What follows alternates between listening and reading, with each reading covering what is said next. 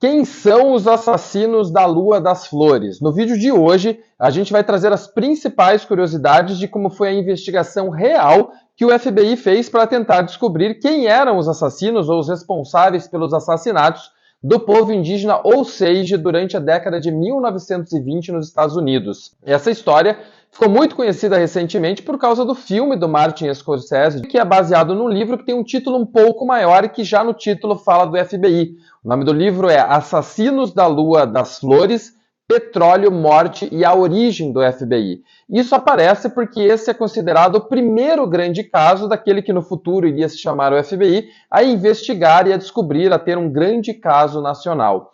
O ponto de partida do filme do Scorsese seria justamente o ponto de vista dos investigadores do FBI, de como eles descobriram quem estavam cometendo aqueles assassinatos. Mas o filme faz uma lógica um pouco diferente, justamente quando Martin Scorsese vai visitar o povo Osage, conhece aquelas pessoas e se encanta por elas. Aí ele decide inverter o filme e fazer o filme do ponto de vista do povoado. This is such a complex story. You have the history of the Osage. You have us striking oil. That led to the Reign of Terror, they called it. We are real sensitive to the history, but you got to tell the story. If it didn't upset people, there's something wrong with it. Uma curiosidade bem interessante é que o FBI deixa esses arquivos públicos. Então, se você entrar no site do FBI, você consegue ver todos os relatórios e todos os principais pontos que foram feitos com relação a essa investigação. Então, a gente levantou uma série de itens que a gente vai trazer aqui e vai falar como foi feita essa investigação. You gotta pick a side.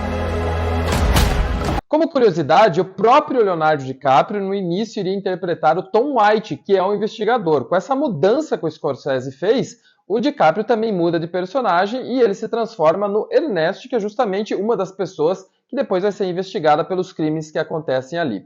Então vamos aos principais pontos do que a gente descobre com relação a esse caso do ponto de vista real e que estão nos arquivos do próprio FBI. O primeiro ponto, o FBI coloca que eram 4 agentes disfarçados que foram até o povo Osage para fazer essa investigação.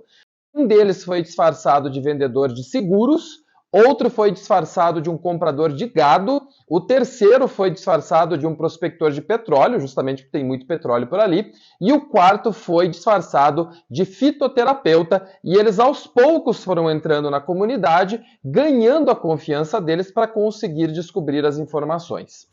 Segundo ponto, os relatórios dizem que a vida dos agentes estava em constante perigo, não só pela situação do que estava acontecendo ali, mas porque a região também era cheia de ladrões e de assassinos. Terceiro ponto, o relatório mostra em forma de texto que os agentes se encontravam tarde da noite para aí sim eles terem liberdade e conseguirem conversar, trocar informações e até o relatório coloca de um jeito engraçado ali, ou quase poético, falando que eles conversavam sob as estrelas para discutir os principais assuntos da investigação. Quarto ponto, o relatório do FBI mostra que os próprios assassinos contratavam detetives particulares somente para confundir e frustrar as investigações para tentar levar os investigadores para lugares errados. Quinto ponto, as pessoas da região também plantavam pistas falsas de propósito para confundir as investigações, isso aparece no próprio relatório do FBI. Sexto ponto é mais específico sobre o Ernest, que no filme é interpretado pelo Leonardo DiCaprio. Os relatórios do FBI descrevem ele textualmente como, abre aspas, absolutamente controlado por Hale, que é o personagem do Robert De Niro e o grande mentor do crime. Os agentes encontravam um muro de medo quase impenetrável e que as pessoas tinham medo de falar e as testemunhas que poderiam ter fornecido ou fornecer informações já haviam desaparecido há muito tempo do local. Isso aparece em texto, inclusive, né? Essas expressões que eu estou usando, o próprio FBI usava na época.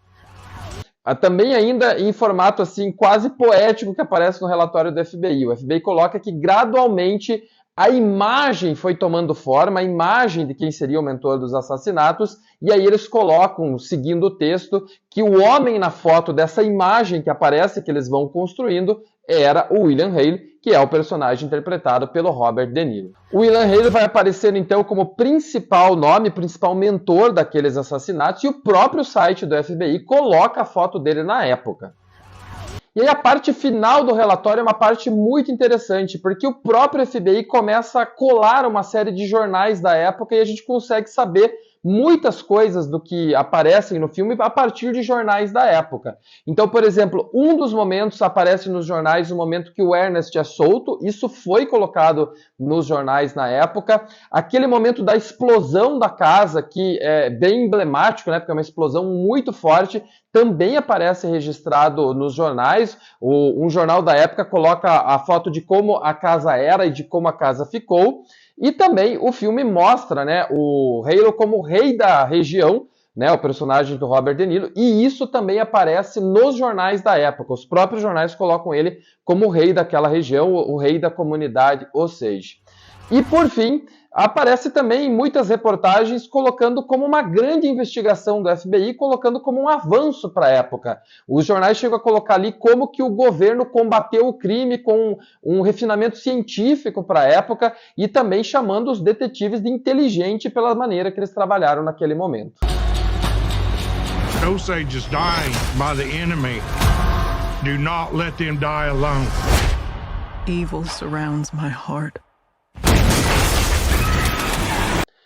Então esse é um caso emblemático para o FBI, né? A gente consegue ter acesso a todos esses relatórios, como eu falei. Agora, mais recentemente, o próprio FBI fez um painel para discutir o caso, mostrar como esse caso foi importante para o começo do FBI e trouxe, inclusive, o líder atual da comunidade Osage para falar um pouco do momento e até das articulações que eles fazem atualmente. Trazendo mais algumas curiosidades sobre o filme, né? Que nem não estão tanto no relatório. Alguns pontos interessantes é que os personagens do filme, né, eles falam realmente a língua Osage e eles aprendem isso com o líder da comunidade. This is 1920s, where people were still speaking the Osage language daily. We wanted to be as authentic as possible, and using the duality of both English and Osage was a symbol of the enmeshment of the two cultures. We need the shots. E o próprio Scorsese, em entrevistas que ele deu com relação ao filme, ele fala que não é em todo momento que ele faz a tradução da linguagem Osage, porque ele entende que as pessoas já vão entender o significado que está aparecendo ali. Language and culture are inseparable. You understand the way people operate through their language. So we met every day, getting the gestures right and the voice right. Para a gente fechar o vídeo, eu queria colocar 2 pontos. Para mim, uma cena que é emblemática do filme. Quando eu vi o filme, me chamou muito a atenção. E é uma cena que está, inclusive, no trailer, que a gente consegue ver, a gente vai mostrar aqui.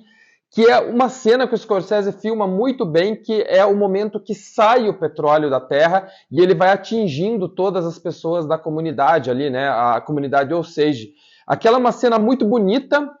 É uma cena muito forte, mostra como o petróleo vai acabar afetando a vida daquelas pessoas, né? Ali no caso, aparecendo na pele, né? Sendo modificada, sendo impactada pelo petróleo. É uma cena muito bonita, é uma cena muito forte.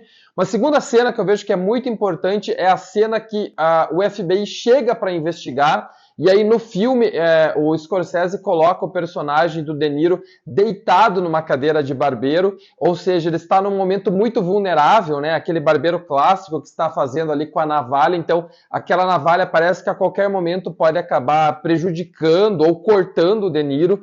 I thought, well, you do it yourself. She said, I don't want to do it myself. I said, you're going to have to.